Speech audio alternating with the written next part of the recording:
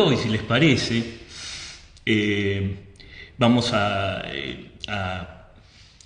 iniciar, digamos, una temática que es, de alguna manera es nueva, pero viene enganchado siempre con las charlas y las cosas que van surgiendo de nuestros anteriores desayunos. De eso se trata un poquito también, ¿no? Que queremos establecer una cierta continuidad.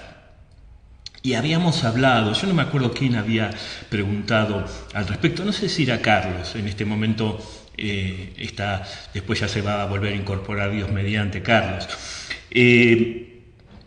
Respecto de un comentario que creo que había dicho él, habíamos hablado de lo que es los puentes que hay que construir para comunicarnos con nuestros hermanos que no creen, ¿no? Para dar razón de nuestra fe, para evangelizar, ¿no? Y por eso tomé ese tema y bueno, mientras que ustedes no me cambien el argumento, no me cambien la agenda, como se dice hoy en día, que me encantaría que lo hicieran, así intervienen más, eso no. Yo sigo seleccionando temas, pero como les digo, siempre esto está abierto a lo que a ustedes les parezca y vayamos conversando juntos.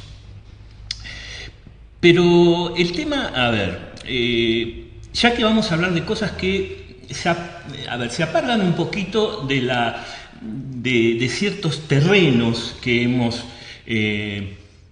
ido compartiendo en nuestros desayunos, quería empezar, a ver, tratando de ver si podemos compartir la experiencia de cómo, digamos,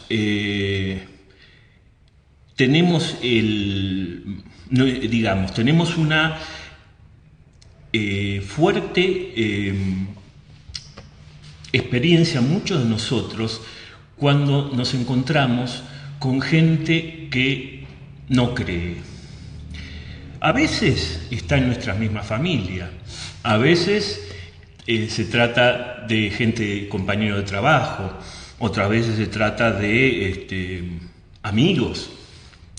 Otras veces se trata de gente que nos encontramos.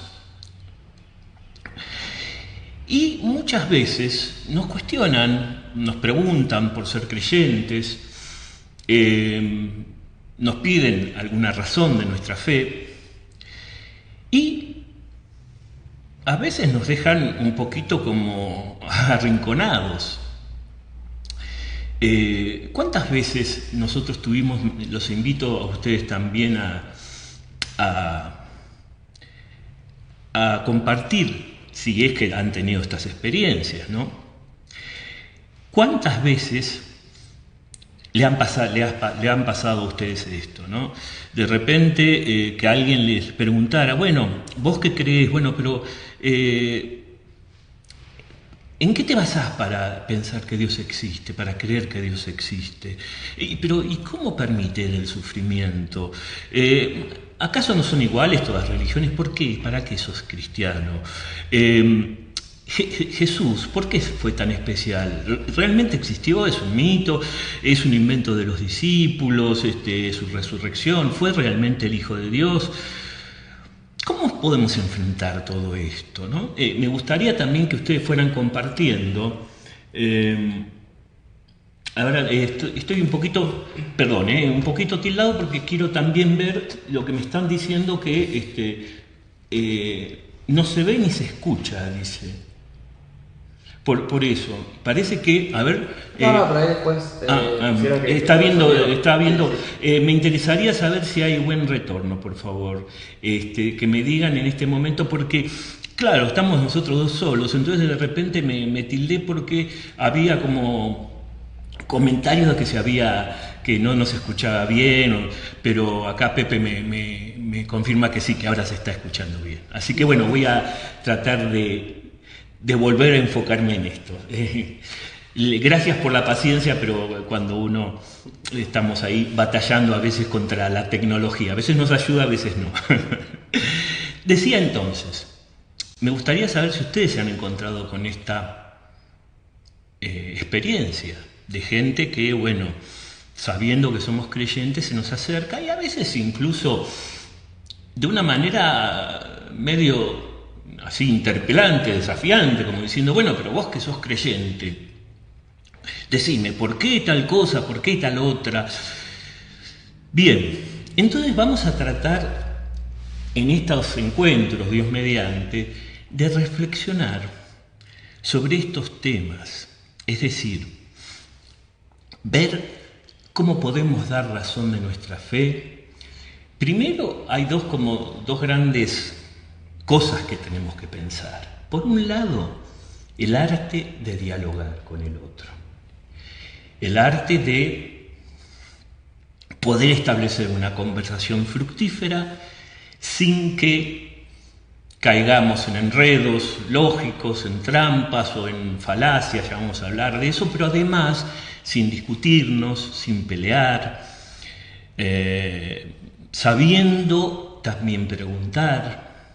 Eso por un lado, el arte de la conversación. Y por otro lado, los fundamentos, los motivos que nos hacen poder dar razón de nuestra fe. Y acá es muy importante saber que estamos hablando de cuestiones previas a la fe.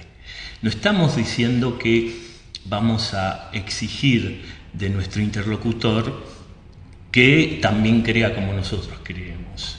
Es decir, de eso se trata el puente que tratamos de construir. Tener la convicción de que hay una manera racional, de que hay una manera meditada de poder compartir un espacio común con el otro. Más allá de después su eventual acto de fe, que también tiene que ver con el Espíritu Santo. Como decimos y vamos a repetir, el tema es darle algo que pensar. Esto hablando de estos contenidos que podemos apelar a la razón. O, según una expresión muy buena de un autor de Estados Unidos, dejar una piedrita en el zapato de la otra persona. ¿Ven? A veces se trata de una cuestión muy humilde, de una cuestión que no nos tenemos que creer los grandes santos para convertir a los demás. A veces nuestro aporte va a ser muy humilde, una semilla, una piedrita, y después dejar que el Espíritu Santo haga su parte. Eso tal vez en la mayor parte de las veces de nuestro encuentro con el otro sea lo máximo que podemos hacer, que es muchísimo. Y acá, perdón, sí, dice Belén, dice, a mí me increpaban por mi fe porque había estado muy mal, internada y después iba a diario a misa en taxi. Y me increpaban cómo podía creer en Dios con todo lo que me había pasado. Qué bueno. 2 meses después estaba el taxista en misa. Eso pone Belén. Bueno, después Belén, por favor, compartí esa experiencia de cómo fue que el taxista, si lo lograste vos, poniéndole esa piedrita en el zapato, pero te agradezco muchísimo, Belén, que hayas compartido este comentario, porque de eso se trata. Ver justamente a través de nuestras propias experiencias cómo podemos nosotros mismos sacarle partido a estas herramientas que vamos a presentar. Pero bueno, si en algún momento después querés contarlo más en detalle lo del taxista, encantado. Y bueno, invitar a los demás que también compartan su propia experiencia. Pero bueno, decíamos entonces que lo que vamos a hacer es presentar una serie de herramientas. Vamos a hablar, a ver, algunos de ustedes, tal vez los que tienen más años, los que tienen más experiencia, hayan oído hablar de una palabrita que se llama la apología, que está un poquito degradada hoy en día. Por un lado había una antigua apología que solamente se preocupaba por bajar línea, por dar la verdad dogmática, y no se preocupaba tanto con quién uno estaba dialogando, sus presupuestos, sus prejuicios, sus convicciones, sino que era como un bajar línea dogmática. No estamos tratando de hablar de esa apología que es la antigua apología, sino de una apología renovada que tenga en cuenta con quién estamos hablando. Y por otro lado, también hay una especie de desconfianza de la apología porque parece que solamente nos tuviéramos que dedicar a la pastoral en el sentido de, con nuestro testimonio, con nuestros actos, ahí podemos, digamos, mover a los demás a que se pregunten acerca de nuestra fe. Pero ambas cosas tienen que estar unidas. Nuestros actos y a veces nuestras palabras, que tienen que ser oportunas. No podemos dejar una cosa sin la otra, como lo hacía el mismo Jesús, como dice Dei Verbum, gestos y palabras intrínsecamente unidos. A veces, además de esta antigua apología que solo se preocupaba por bajar línea, existe la desconfianza de decir, no, pero yo predico a través de mis actos. Está bien, pero son como dos grandes patas a través de las cuales tenemos nosotros que enfrentar el mundo. Es decir, tenemos con nuestros actos que dar razón de nuestra fe, pero también nuestras palabras tienen que darle algún sentido a esos actos. No tienen que ser anónimos. Tenemos que anunciar lo que nos dijo Cristo. Vayan y evangelicen. Es decir, no podemos permanecer callados a veces, con el respeto que se necesita y que a veces se ha perdido, con la consideración de con quién estamos hablando, pero también nuestra palabra es importante. Gestos y palabras, como dice Dei Verbum que hacía Jesús en su vida, intrínsecamente unidos. Solo la palabra es hipocresía, solo el gesto es anónimo, o sea, no alcanza, porque también tenemos que anunciar con la boca que Jesucristo es el Señor, como dice el himno a los filipenses, pero primero establecer el puente. Primero establecer el puente con el otro a través de un diálogo. Hay un arte para dialogar. Y después están los contenidos, es decir, lo que vamos a ver entonces en estas charlas, para poner un poco en limpio, es por un lado ese arte de dialogar. Y después ver las razones, los fundamentos de nuestra fe, los fundamentos de la razón. No estamos hablando acá, repito, del acto mismo de fe. Lo que estamos diciendo es que podemos, al otro que no cree, podemos alcanzarle, compartir con el otro ciertos argumentos para que reflexionemos juntos. O sea, argumentos de la razón, tanto de la existencia de Dios, como el misterio del mal, como el problema de la moral, como la existencia histórica de Cristo, la confiabilidad de los evangelios, la certeza de su resurrección. Son todas cuestiones, por supuesto que se necesita un acto de fe final para creer en su resurrección, pero hay argumentos muy sólidos, arqueológicos, históricos, psicológicos, que pueden darnos los fundamentos sólidos, creíbles, razonables, para dar razón de nuestra fe. ¿Se entiende la propuesta? La propuesta es entonces proporcionar estas herramientas para el diálogo y proporcionar ciertos fundamentos para responder estas preguntas fundamentales. Entonces, vamos a ver si esto se va entendiendo, si van participando entonces de esta propuesta con sus comentarios, con sus aportes. Pero entonces, lo que decíamos es que vamos a tratar de volver a esta apología, pero una apología renovada, una apología en diálogo. ¿Apología qué significa? Vamos a empezar, ¿qué es? Para aquellos que nunca incluso oyeron hablar de la palabra, no es obligatorio, ¿no? Esto de la apología viene del griego, ¿no? El griego es una palabra griega que significa etimológicamente devolver la palabra, responder. Y se conocía antiguamente en una de las acepciones que más se acercan a lo que queremos decir, con el arte de la defensa de un abogado en un tribunal. Entonces la apología la ejercía el abogado en un tribunal en favor de su defendido.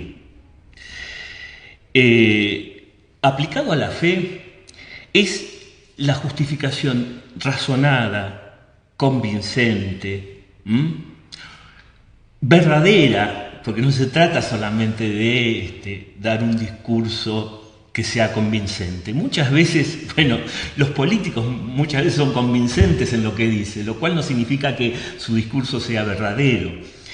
En este caso, vamos a tratar de compartir un discurso que, basados en la fe, sabemos que es un discurso verdadero, no solamente convincente. Estamos tratando de mostrar la verdad, no adueñarnos de la verdad. Eso es una de las cosas muy importantes que tenemos que tener en cuenta cuando dialogamos. Nosotros no somos dueños de la verdad. Si nos convertimos en dueños de la verdad, ahí contaminamos el mensaje y ya no es la verdad lo que estamos, es nuestra propia concepción. Tenemos que ser testigos e invitar al otro a que también sea testigo de esa verdad. Pero primero, modestamente, lo primero que tenemos que aspirar, tal vez, es ponerle esa piedrita en el zapato, antes de que comparta nuestro testimonio de la verdad. Entonces, decíamos que esto se trata la apología se trata de eso, de brindar una justificación razonada, convincente, verdadera de nuestra fe. Y ya esto lo tenemos ya en el Nuevo Testamento.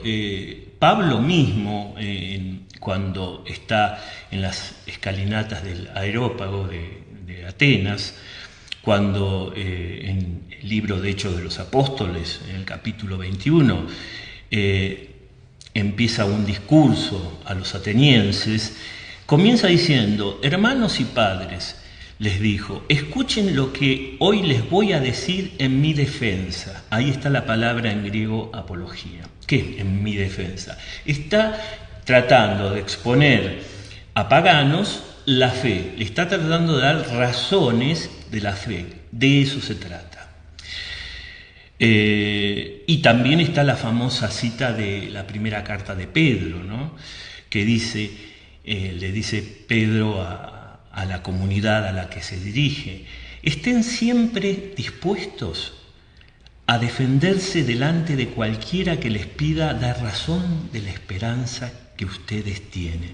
Defenderse en el sentido dar razones, eso es defenderse, ¿ven? Y para no hablar, no vamos a hacer una historia de los primeros padres que se llamaban justamente padres, después de los padres apostólicos que tuvieron inmediata contacto con los apóstoles. En esos primeros 2 siglos vinieron los padres apologistas, que tenían que también dar razón de la fe ante una iglesia que era perseguida, ante una iglesia que era cuestionada. De manera que aquí no estamos inventando la pólvora, estamos volviendo a las fuentes. Entonces, lo que vamos a hacer es empezar.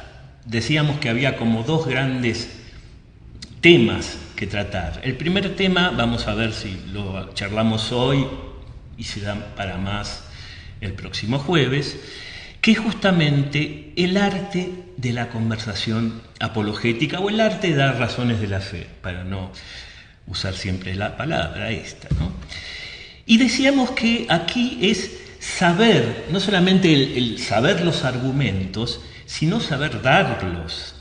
No solamente conocerlos teóricamente, sino saber darlos.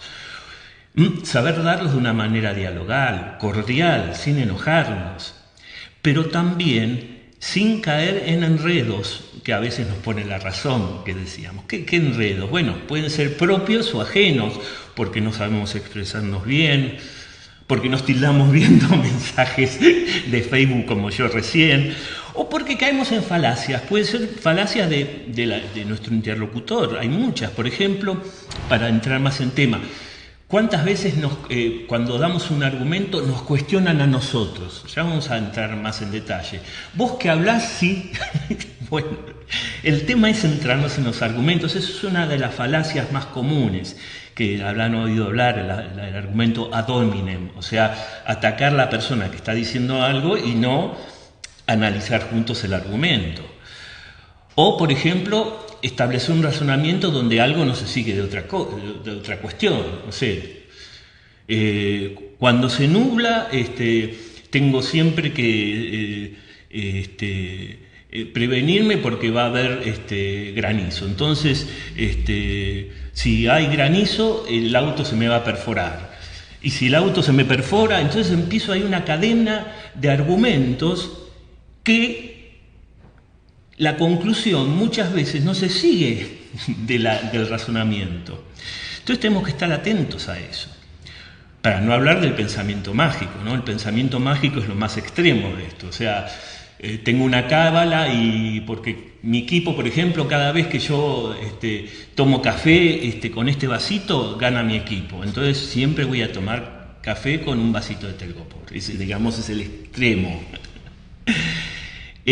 Bueno, y así diferentes argumentos. Otra de las cosas es, por ejemplo, cuando nos desprestigian nuestro punto de vista, no ya a nosotros mismos, sino diciendo, pero en el fondo la iglesia es un conjunto de gente aburrida, triste, irracional. Bueno, ese es un argumento donde en el fondo están ya a priori desprestigiando aquello que quieren hablar, están generalizando, ¿ven?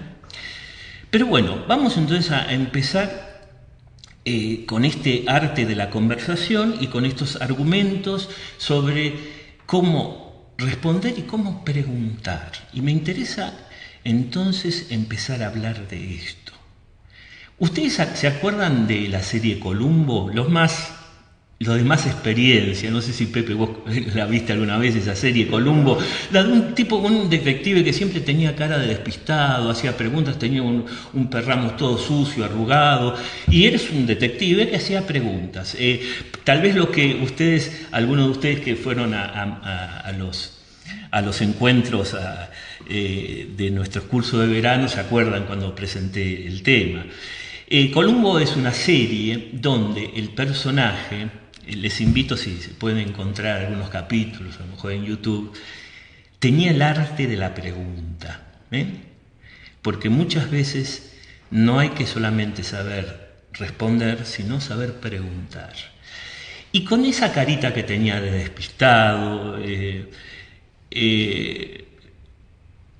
tenía también como aire inocentón, desbarataba las inconsistencias de su interlocutor con preguntas que eran devastadoras.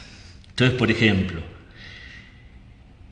¿qué querés decir con eso? Por ejemplo, en vez de responder, cuando alguien nos pregunta algo, ¿no? Ahora voy a dar ejemplos concretos. ¿Qué querés decir con eso? Es decir, tratar de aclarar alguna afirmación ambigua, no meternos enseguida a contestar algo que nos interrogan, sino empezar a tratar de aclarar, ¿qué quieres decir con eso que me estás preguntando? ¿Ven? O por ejemplo, una cosa muy común es, ¿pero cómo llegaste vos a esa conclusión? Es decir, pedir un argumento, no una opinión. Esto es muy importante, porque hay veces que lo que hacen las personas es darnos opiniones y las consideran argumentos fundamentales, pero entonces ahí tenemos que hacer la pregunta. ¿Cómo llegaste a esa conclusión? En lugar de responder enseguida, ¿qué argumentos usás para afirmar esto, ¿no? Entonces, aquí ven, hay una cuestión que aparece fundamental. Quien hace una afirmación debe demostrarla. Estamos hablando siempre de esta conversación. Estoy diciendo que hay que ir por la vida pidiéndole a todos eso. Estoy diciendo que cuando se establece un diálogo respecto de la fe, hay que siempre tener en cuenta que si nuestro interlocutor nos hace una afirmación, tiene que fundamentarla. Tiene que fundamentarla. No es simplemente decir, la gente, todo el mundo lo sabe. Lo vimos ya cuando hablamos, por ejemplo, de los casos así de los falsos leyendas sobre la iglesia, las leyendas negras, ¿no? Todo el mundo lo dice, todo el mundo lo sabe. No, un momento. fundamentame lo que estás diciendo. Entonces, por ejemplo, vamos a ejemplos concretos. No es racional creer en Dios, no hay pruebas, por ejemplo, nos pueden decir. Bueno, ven, en lugar de responder ahí enseguida, no es racional porque... Saber preguntar, ¿qué entendés por Dios vos?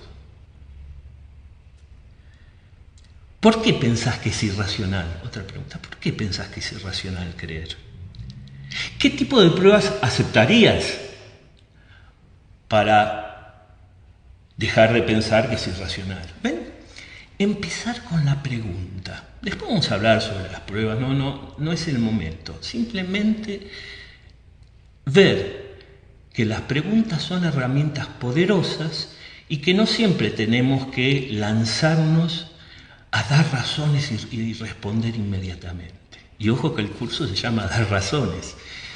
Pero primero una pregunta puede evitar equívocos, porque muchas veces estamos apuntando en direcciones que, digamos, diferentes, nuestro interlocutor y nosotros.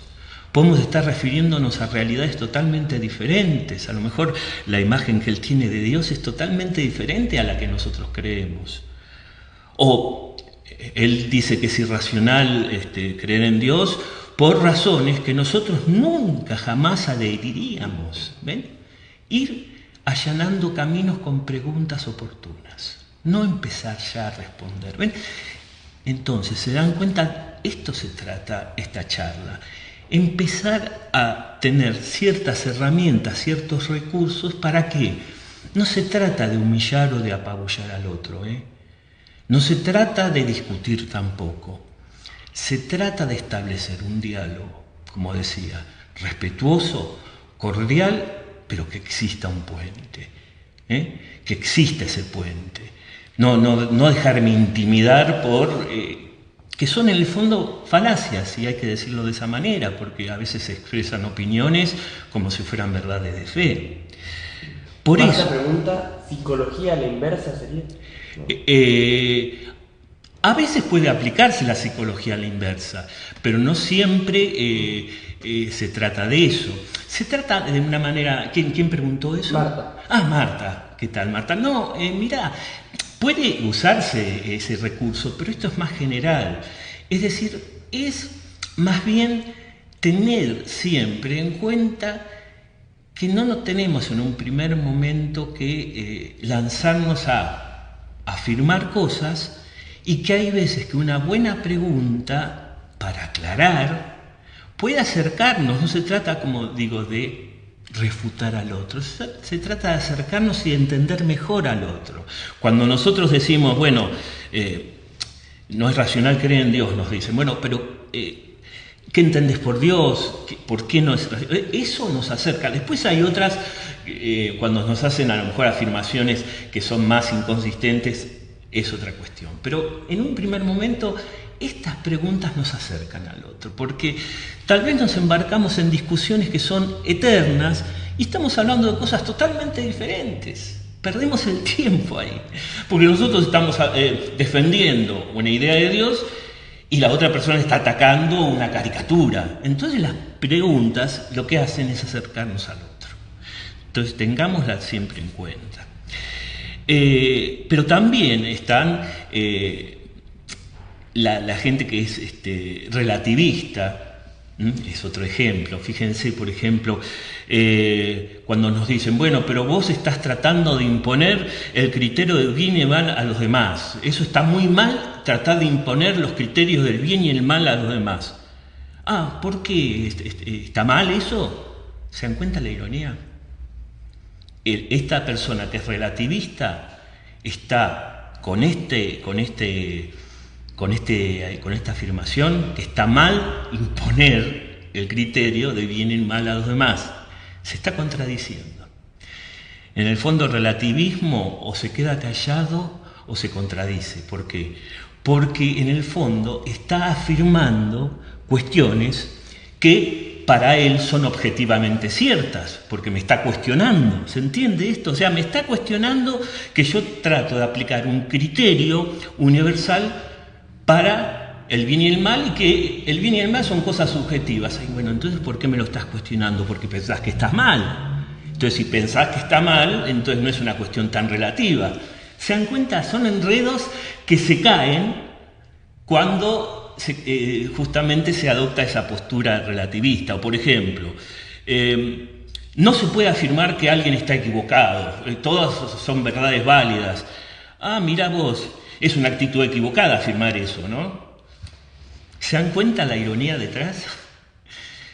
Cuando, de vuelta, cuando se está afirmando que no se puede decir que alguien está equivocado, es un principio general. Y si yo lo estoy afirmando, estoy diciendo yo no estoy equivocado en afirmar esto. ¿Se dan cuenta? No es un juego de palabras. Es simplemente no caer en trampas que están tan de moda con el relativismo actual. Hoy en día es como que toda verdad vale, como que todas las religiones son válidas, como que todos son caminos, como que no se puede imponer a los demás criterios que son propios. Pero cuando se dice no se puede imponer o que todas las reglas, se están dando afirmaciones que valen para todos, porque me están retando. ¿Se entiende esto? ¿Hay algún comentario? No, por ahora nada. Espero que esto se vaya entendiendo. Lo mismo cuando se dice, por ejemplo, que todas las religiones son lo mismo, que todos los caminos conducen de la misma manera a Dios. Bueno, ahí podemos preguntar, de vuelta a la pregunta esclarecedora. ¿Vos estudiaste religiones comparadas? Porque vos me estás afirmando que todas las religiones son lo mismo. Bueno, está bien. O sea, respeto tu afirmación, pero fundamentámela. Vos estudiaste religiones comparadas, estudiaste la diferencia entre el budismo, el cristianismo, el islamismo, o sea, pudiste ver, yendo a las fuentes, que son todas en el fondo lo mismo. O, por ejemplo, otra pregunta, ¿por qué crees que son más importantes las semejanzas que las diferencias? Digo, por ejemplo, ¿no? Respondo yo. El cristianismo afirma que Cristo es Dios, que resucitó. Los judíos, por ejemplo, la religión más próxima a nosotros, no creen en eso. Pero bueno, me parece que es una diferencia importante. Si ellos están equivocados y Cristo es verdaderamente Dios, es una diferencia fundamental. Igual pasa viceversa. Es decir, esto de que todas las religiones son lo mismo, o digamos objetivamente, esté yo equivocado o no, hay una gran diferencia al decir que Cristo es el Verbo encarnado o que no lo es, ¿no? O sea, ven, preguntas que uno va haciendo para desbaratar ciertas inconsistencias ya en los planteos que nos hacen.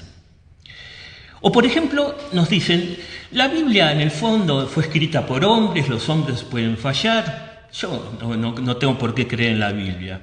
Y decime, respondemos, ¿hay algo de verdad en otros libros que leíste?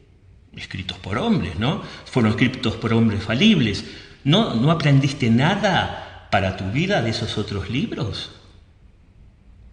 ¿O porque están escritos por hombres falibles, tiraste todos los libros a la basura? Por ejemplo, ¿no? O la Biblia, bueno, pero fue cambiada tantas veces a lo largo de las traducciones que ya no es confiable, de 20 siglos para acá.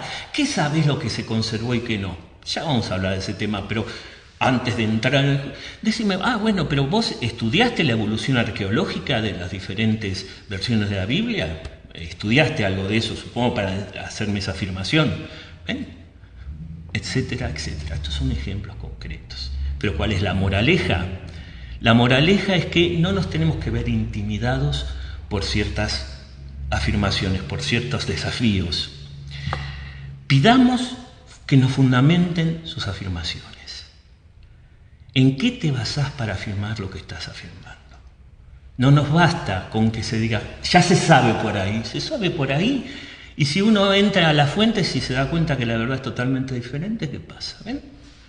¿Se dan cuenta por dónde va este primer encuentro, donde lo que quiero es compartir ciertas herramientas, ciertos modos para que no nos veamos apabullados y que tengamos que decir no sé, sepamos preguntar.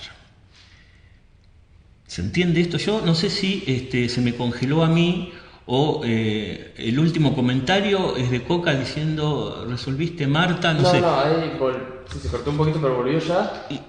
Judith dice, es como la paradoja de decir, es verdad que miento.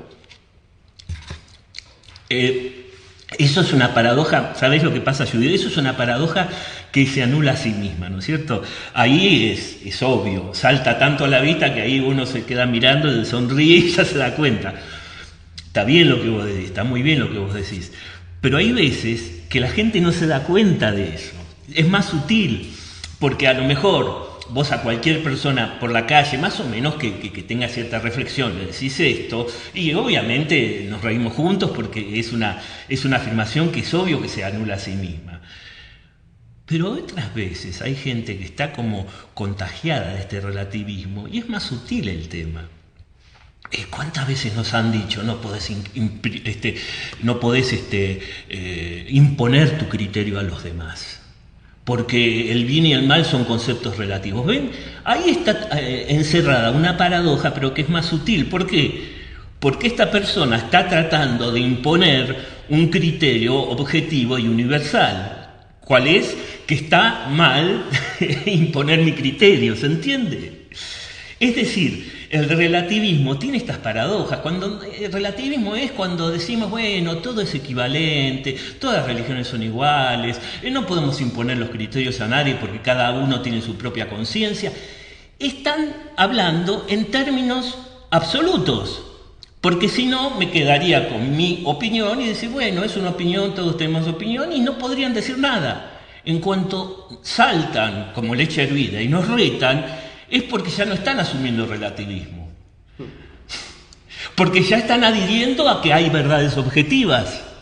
Si no, no nos retarían. ¿Por qué nos están retando de esa manera? Y muchas veces nos retan, ¿eh? En nombre del relativismo nos retan. En nombre del relativismo, en realidad, ahí es una paradoja. ¿Se entiende lo que estoy diciendo? ¿Cómo? Cuando hablo de esto porque es muy típico hoy en día. Es muy típico hoy en día encontrar estas posturas. Gente que en nombre de la tolerancia quiere hacer afirmaciones absolutamente universales y que no tolera nuestra opinión. En nombre de la tolerancia. ¿Por qué? Porque no hay principios universales para vos, pero para mí sí. Porque te puedo retar, porque te puedo incluso perseguir o tachar de fóbico o lo que fuera. ¿Se entiende esto? También digo, algo sí, por común, favor. Creo que lo mencionabas en el desayuno pasado y seguramente ahora en este desayuno lo va a volver a tratar, lo de la falsa autoridad, ¿no? Claro. Hay mucha gente que se agarra de científicos súper reconocidos que dicen, no, la religión no existe. Y vos decís, pero pará, es científico, no es teólogo, no. Claro. Es uno de los... Es cierto, Pepe. Pero digo, debe ser medio difícil también, ¿no? Por lo menos me ha pasado con conocidos que claro. no creen, también que me dicen, no, porque fulanito dijo tal cosa. Es uno y de vos los... que quedás ahí descolgado, porque ¿cómo haces como para decirle, está bien, él dijo eso, pero es de otro ámbito? Exactamente. Es una de las falacias de las tantas falacias. Después voy a invitarlos, le voy a pasar un chivo y voy a invitarlos a aquellos que no conocen mi página, están muchas de estas falacias, pero esta es una de las falacias, el argumento de la falsa autoridad. ¿Por qué? Porque grandes científicos son autoridades en su propio ámbito, pero como decíamos la vez anterior, si por ejemplo Stephen Hawking me dice que, bueno, está planteando un modelo de universo y en cuanto a cosmólogo absolutamente insigne, yo ahí tengo que escuchar, admirarlo y tratar de entender lo que me dice, pero cuando ya como científico me está tratando de pasar el aviso de un principio filosófico, ahí es diferente, ahí ya no tiene autoridad. Es más, en general estos científicos que se meten a opinar sobre temas filosóficos saben muy poco de filosofía. Así como pueden merecer el premio Nobel en su campo, salen de su campo y son ignorantes. Por eso es el argumento de la falsa autoridad, sin duda, Pepe. Entonces ahí hay que decir, bueno, esta persona es una autoridad en su propio campo, no en todos los campos. A menos que haya estudiado filosofía, ojo, hubo también grandes filósofos y científicos, eso es respetable. Yo estoy hablando de cuando en el discurso y en nombre de la ciencia se me quiere hacer una afirmación científica, ahí ya, perdón, una afirmación filosófica, ahí ya no rige la autoridad, ¿no? Y eso es una de las cuestiones, me da pie esto, Pepe, que me decís, para hablar de estos desafíos disfrazados de pregunta. Que en el fondo, antes habíamos hablado de las preguntas, el arte de preguntar, las diferentes preguntas que nos hacen. Estos son falacias, trampas, desafíos disfrazados de pregunta. Por ejemplo, es muy parecido a lo que vos decías, ¿qué te da derecho a decir eso? ¿Qué te da derecho a decir eso? Es decir, nosotros ponemos un argumento y el otro nos responde, ¿qué te da derecho a decir eso? Es decir, nos está cuestionando nuestra autoridad para afirmar algo. Perfecto. Pero hablemos del argumento, no hablemos de mí y de autoridad. Lo mismo puedo decir de Hawking, Yo lo estoy cuestionando no a Hawking como persona, sino su argumento. Es decir, la inconsistencia de su argumento. No estoy diciendo que hablas vos, Hawking, ¿qué te da derecho? Si es un gran intelectual, puede tener todo el derecho, y aunque no lo sea, ¿por qué no vamos al punto y analizamos juntos el argumento en lugar de atacar mi autoridad? Es decir, lo que podemos responder es eso. ¿Preferís hablar de mi autoridad, de mis papeles, o querés que analicemos el argumento? ¿Se dan cuenta? Ese es uno de los trucos que a veces usa esta gente, que hay veces que es un poco agresiva, y de esta manera podemos un poco frenar esto. Momento, hablemos del argumento, no hablemos de mí. Y hay otra cuestión también. ¿Estamos en tiempo más o menos? Sí, queda todavía. Sí. Hay otro argumento muy recurrido, que es el siguiente, ¿no? En ciertos momentos, en ciertos debates, enseguida adoptamos una postura defensiva. Es decir, tenemos que dar explicaciones sin que hayamos nosotros afirmado nada. Nos meten en un rincón y nos ponen a dar explicaciones sin que nosotros hayamos dicho nada. No, vos que sos cristiano, decime por qué, bla, bla, bla, bla, bla. Bueno, momentito. El tema es, esto se llama, en el ámbito jurídico, transferir la carga de la prueba. Quien hace una afirmación tiene que fundamentarla, no nosotros. Si nosotros no afirmamos nada, vos tenés que fundamentar, no yo. ¿Ven? Esto no significa ninguna confrontación, esto no significa pelearse, esto significa simplemente no ser intimidados y tener la posibilidad de tener una conversación razonable con otro, respetándolo, pero tampoco sintiéndonos como pichoncitos mojados, ¿se entiende? Es decir, todo esto sirve para que podamos, en el fondo, evangelizar. Todos estos métodos que parecen un poquito de esgrima, no, momento. Nosotros tenemos que dar razones en nuestra fe y tenemos modos para no ser intimidados a la hora de querer hacerlo. ¿Cuántas veces nos pasó esto? ¿Cuántas veces nos pasó? Ustedes ya compartieron una anécdota, yo creo que debe haber muchas otras anécdotas donde nos quedamos así como no saber qué. Bueno, estas son maneras de parar un poco el carro, pero parar el carro no para no respetar al otro, sino para tratar de establecer un puente y tratar de dialogar con el otro. Entonces, el tema aquí, por ejemplo, a ver, la carga de la prueba. Vienen y nos dice, Dios no puede existir porque existe el mal en el mundo. Demostrame que estoy equivocado. Ay, yo no dije nada. Momento. Vos hiciste la afirmación. Vos fundamentá que no puede existir el mal en el mundo. Vos diste una opinión recién. Fundamentámela. Yo no tengo que fundamentar nada porque no te afirmé nada. Tal vez en un tono más amable. Yo soy medio sanguíneo, así que tal vez yo también a veces me voy tengo que bajar un cambio, no me tomen a mí como ejemplo, sino tal vez a lo que quiero compartir. Yo también a veces tengo que seguirlo, pero ven, de una manera más tranquila, más no tan exaltada, vos tenés que demostrar, vos tenés que fundamentar lo que decís, Es decir, esto es justamente revertir la carga de la prueba. La persona quiere que yo demuestre algo que no afirmé. vos hiciste la afirmación, vos fundamentala. ¿Ven? Entonces ahí uno puede decir, bueno, un momento, esto es una afirmación terminante. ¿En qué te basás? Otra vez más. ¿En qué te basás? ¿Ven? En lugar de sentirse intimidado, bueno, yo, el mal... pará. Vos me viniste con una afirmación fundamental. ¿Ven? Modos de no salir como pichoncitos mojados. De vuelta, no para hacer callar a la persona, no. Tratar de establecer puentes para charlar, dialogar. A lo mejor no se puede, pero a lo mejor es una buena oportunidad para dejarlo pensando, para meterle la piedrita en el zapato.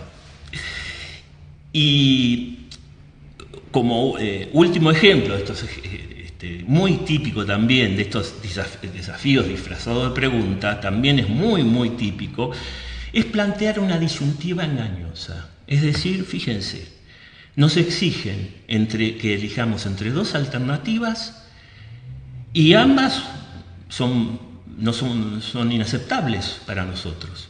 Es decir, elija lo que elija, va a ser un triunfo para mi interlocutor. Por ejemplo, nos dicen, ¿Dios es incapaz de evitar el mal en el mundo o es simplemente indiferente? Son dos alternativas. Las dos no son las del Dios cristiano. Es decir, tenemos que elegir entre un Dios que es indiferente, que no le interesa el mundo, o un Dios que no es omnipotente. ¿Ven? Ninguna de las dos alternativas coincide. Entonces, momento, ahí lo que hay que decir es, declino responder según los términos de tu pregunta. Se puede rechazar una pregunta, ojo, Es decir, los términos en que formulaste tu pregunta son ambiguos, porque me das dos alternativas y es un multiple choice, digamos. No hay que elegir entre una y otra. Y muchas veces nos vienen y nos dicen, ¿qué? ¿Dios al final qué es? ¿Impotente o es indiferente por el tema del mal? Un momento, ¿por qué tengo que elegir entre dos alternativas que vos me planteas? Rechazo los términos en que me formulaste la pregunta. Pensemos juntos si hay otras alternativas. ¿Ven? Sí, no me tengo que sentir urgido en responder. Ahí, ¿qué le digo? ¿Se dan cuenta? El arte de saber preguntar. El arte de no caer en ciertas falacias donde nos arrinconan y no nos dan lugar para elegir. Para redondear, todo esto, repito, no son métodos para hacernos los cancheros, para sobrar al otro, para quedar bien, para ridiculizarlo. Nunca perdamos de vista, y yo también me lo tengo que repetir todos, porque siempre tenemos esa tentación, no seamos ingenuos, ¿no? Esa satisfacción interna, le hice callar la boca. Bueno, pero tenemos que purificar esto. Esto no es para eso. Esto es porque Cristo nos mandó proclamar el Evangelio. Y para proclamar el Evangelio hay que allanar ciertos caminos. Estamos viviendo en un mundo que tiene instalado, digamos, en una cierta conciencia popular, que, por ejemplo, que todas las religiones son válidas, que el cristianismo es simplemente una postura entre otras, que Jesús en el fondo, su resurrección fue una manipulación, que nosotros siempre tratamos de imponer nuestros criterios a los demás, etcétera, el tema del mal. Entonces, todo esto lo que hace de parte de la persona que viene, a veces amistosamente y a veces no tan amistosamente, ella viene a cortar, a dinamitar un puente que podemos establecer. Entonces, lo que debería ser, y tenemos que purificar estos modos, estos métodos, estas herramientas, es tratar de reconstituir ese puente. Una buena pregunta o rechazar una afirmación así, no me metas en esa disyuntiva. Con ayuda del Espíritu Santo podemos, en todo caso, descolocar un poco a la persona y tratar de ver si podemos dialogar un poco más, porque en cuanto viene y me dice así, bueno, se acabó el diálogo, pero a lo mejor con esto puedo intentar reconstituir la piedrita en el zapato. Ese es nuestro lema. Y bueno, siempre dejando el espacio para que el Espíritu Santo con sus modos, con sus tiempos, vaya obrando. Pero también nosotros somos instrumentos del Espíritu Santo y muchas veces lo que tenemos que hacer nosotros es dar que pensar. Dar que pensar y tal vez, yo no sé, ¿quién era quien dijo la anécdota del taxista? No me acuerdo. Belén. No sé, Belén, qué participación habrás tenido vos, pero seguramente le dejaste esa piedrita en el zapato y después a lo mejor, no, si seguís después contando la anécdota, vos después tuviste oportunidad de dar tu testimonio y dar una palabra sobre Jesús mismo. Pero primero, poner el puente, si no... El taxista lo que quería en ese momento no quería dialogar, quería retar. Entonces, primero tratar de ver si podemos establecer el puente. Estas herramientas son para eso. Si el Espíritu Santo después así lo dispone, esa hendidura va a ir abriéndose y a lo mejor algo de ahí va a brotar. Así que bueno. Sí, ahí Fernando lo último ponía, sí. Como abogado del diablo te diría que ¿qué te da derecho? Es lo que hacemos nosotros al preguntar, ¿vos estudiaste religiones comparadas? A ver, el tema es este. Yo al preguntar si estudiaste religiones comparadas, no estoy atacando la autoridad, sino que estoy tratando de que me fundamente su afirmación. Es decir, voy de vuelta al argumento, me interesa el argumento, no me interesa la persona en el sentido que me muestre sus papeles. O sea, está bien lo que decís, que lo que estoy preguntando, si estudiaste religiones comparadas, lo que estoy tratando es de que me dé argumentos. En cambio, la persona que dice, ¿qué te da derecho a decir eso? No busca argumentos, busca descalificarme. Yo al decir esto estoy tratando de entrar en el tema de religiones comparadas y abrir esa afirmación, que no es un argumento sino una opinión, a ver si realmente es así o no. O sea, yo trato de fijarme en el argumento. El que me dice que te da derecho trata de descalificarme a mí. ¿Se entiende la diferencia? ¿Mm?